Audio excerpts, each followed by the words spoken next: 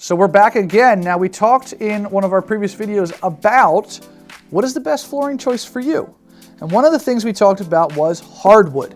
So I'm here in this video to break down in more detail what different types of hardwoods there are, why is a certain type of hardwood better than the other, and how should you be applying that to your decision-making process. So first, let's jump into the different types of hardwood, and that's going to start under the umbrella of hardwood with two major ones. Engineered, which if you could see, maybe we can zoom in, of the actual planking build. What an engineered plank is, and this is really important because people kind of mess this up a lot, it is real hardwood.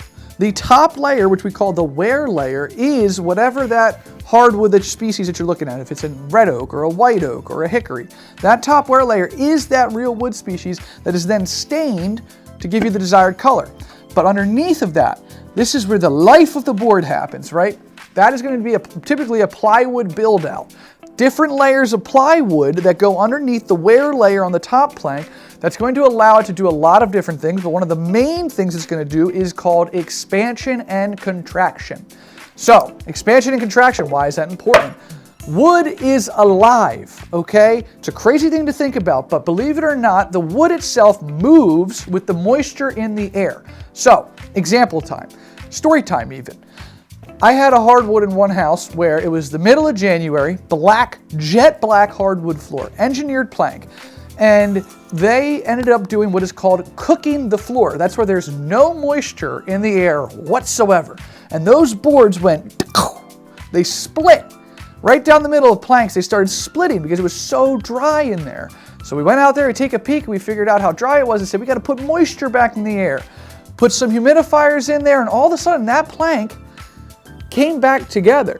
That's how alive these wood planks are that I'm trying to explain to you. So, engineered planks, why is that important? Engineered planks are going to give you more flexibility to deal with that moisture control than a solid hardwood would do. So you're going to be able to have ranges up to like 25% humidity down to even lower than a solid hardwood would give you in terms of, its protection level that you could be comfortable with.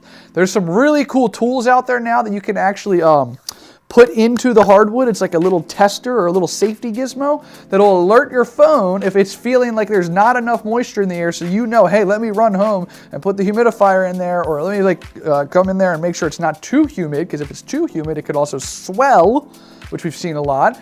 So engineered planks are good for areas with high moisture. Beach towns, that's where we are, right? We are doing a lot of beach town work, so we don't do solid hardwood.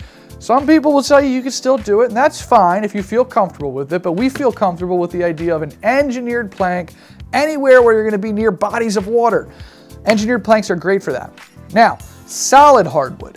If you can see here, this is a solid piece of wood all the way through. So if it's a solid walnut or a solid red oak, the whole board is that species. And then the top layer is finished and stained the desired color.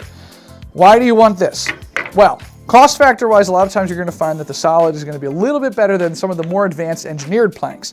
So price point's one factor. The other thing to consider with the solid hardwood is it's traditional, right? Everybody who had hardwood floors way long ago only had solid hardwood. You could sand it and refinish it however many times you want. Beautiful options, beautiful classic looks, but you don't have that moisture control that you get with the engineered plank. So when you're making the decision, consider where you're living. Are you living somewhere where moisture is a problem? Or if it gets really dry, is that going to be a problem? Those are all things you need to factor in when you're thinking about the build of which plank you should go with, engineered or solid.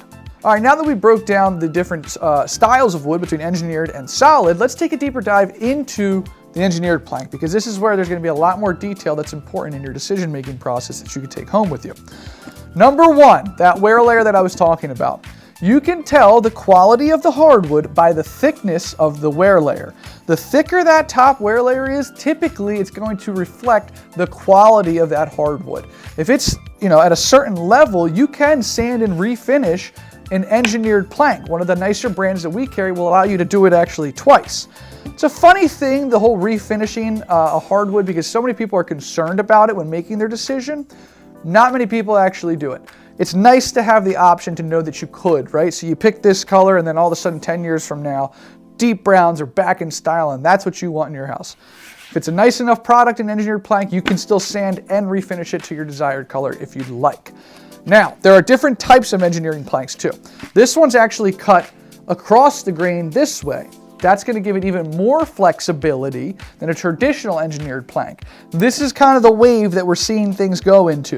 You're going to still see some traditional classic plywood style underlayment or underneath the wear layer, but we're seeing a lot more of that cross cut. It gives it more flexibility and bend, gives it more adaptation to the moisture in the room, and the installers seem to like it a lot better as well. So what else do we have to know about hardwood before we go into making our decision? Okay, so cost factor, right? How do we think about that when we're considering our selections? You got to know wood species. You got to know what style do you want. Maples, like this one, are going to be very clean. Oaks are going to have more grain to them.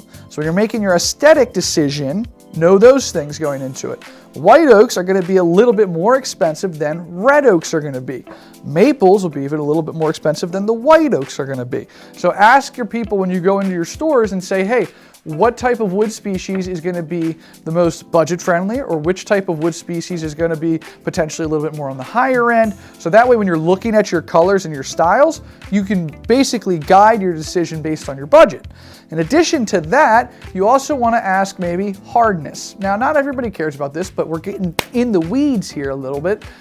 Hardness changes with the species of the woods, right? So here's a little chart that explains to you the hardest woods down to the softest woods and how that might affect if you say have large animals, or if you have potentially a chaotic household where things can get dropped and dented and move things all over the top of these floors, which floor is going to stand up the best to that. Now, hardwood can scratch, right? So if you do have large animals, dogs running around or kids scraping things up, hardwood can scratch. You need to know that, right? If you are afraid of that, hardwood might not be for you. It's got great resale value. It's got so many different colors. You can do them in herringbones, you can do them in chevrons, you can do them in parquets, so it's got a lot of versatility, and the widths that we're seeing now are incredible. We're seeing a ton of 12-inch wide widths coming our way. That is huge for an engineered plank. A lot of times you're going to see planks old school style, 3 to 4 inch, middle tier 5 to 7s, and now we're seeing even bigger 9 to 12s. So you do get a lot of options when you're looking at hardwood. There's a lot of information to know about hardwood, so please watch this video, study this video, be prepared to go in there and ask as many questions as possible, because there's so many different factors that'll contribute to how you make your decision on what hardwood you want to put into your house.